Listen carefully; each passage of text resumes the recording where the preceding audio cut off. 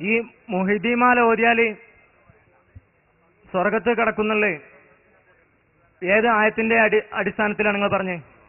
ഇപ്പൊ പറഞ്ഞതൊക്കെ ആയത്ത് ഹദീസുമാണ്, തെളിവാണ്, വളരെ വ്യക്തമാണ്. മൊഴിയൊന്നും കൂടാതെ വിനയാതെ ചൊന്നോർക്ക് മണിമാടം സ്വർഗത്തിൽ നയം കൊടുത്തോവർ, സ്വർഗത്തിൽ സ്ഥാനം കൊടുക്കും. ഹബീബായ റസൂലുള്ളാഹി അവിടുന്ന് ഉണർത്തുകയുണ്ടായി, ദിക്റുൽ അംബിയാഇ ഇബാദ. ചോദിക്കാൻ വന്നതിന് അഡ്വാൻസായി നന്ദി അറിയുകയാണ്. ഇനി വേണമെങ്കിൽ ചോദിക്കാൻ പോകാൻ ഉടനെ. കുഴപ്പമില്ല, ഒരു സൗകര്യം, എല്ലാ സൗകര്യം ചെയ്തു കൊടുക്കും. പക്ഷെ ഒരു കാര്യം ഓർമ്മർത്താറുണ്ട്, വസ്തുനിഷ്ഠമായി ചോദ്യം ചോദിക്കുകയും വളരെ വ്യക്തമായി മറുപടി പറയുകയും ചെയ്തിട്ടുണ്ട്.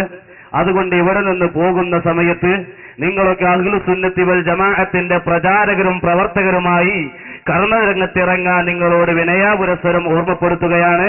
പഠിച്ച ആദർശങ്ങൾ തെറ്റാണ് എന്ന് വ്യക്തമായ നിലക്ക് പഴയ ആശയങ്ങൾ പഴയ കുപ്പക്കൊട്ടയിലേക്ക് വലിച്ചെറിഞ്ഞ് അഹ്ലുസുന്നത്തി വൽ ജമാഅത്തിന്റെ ആശയ ആദർശ ആചാര കർമ്മ വിശ്വാസ സംഹിതയിലേക്ക് നിങ്ങളെല്ലാവരെയും സ്വാഗതം ചെയ്യുകയാണ് എന്ന് സാന്ദർഭികമായി ഉണർത്തുകയാണ്.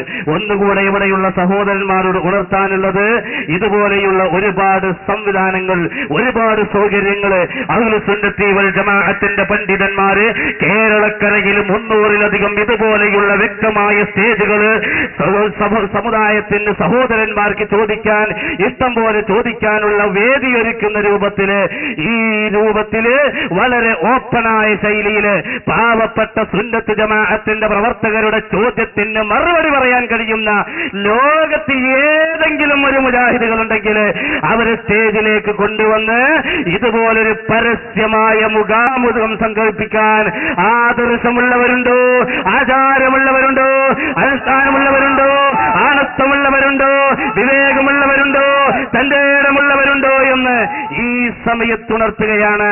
ഈ മുഖാമുഖത്തിനൊരിക്കലും കാളമൂത്ര വിസർജന പ്രസംഗം ഒരിക്കലും മറുപടിയാവുകയില്ല. ഇവിടെയുള്ള മുഖാമുഖത്തിന് മറുപടി മുഖാമുഖമാണ്, മുഖാമുഖത്തിന് മറുപടി മുഖാമുഖമാണ്.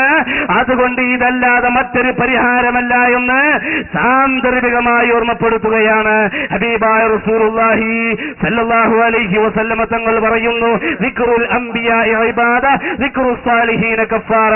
എല്ലാ പ്രശ്നങ്ങളും പരിഹരിച്ചുകൊണ്ട് സുബലോക സ്വർഗത്തിന്റെ ഉത്തംകതയിലേക്ക് എത്തപ്പെടാൻ പര്യാപ്തമായ കാര്യമാണ് മഹാരഥന്മാരുടെ പേര് പറയലും മധു പറയലും എന്ന് സാന്ദർഭികമായി ഉണർത്തുന്നു.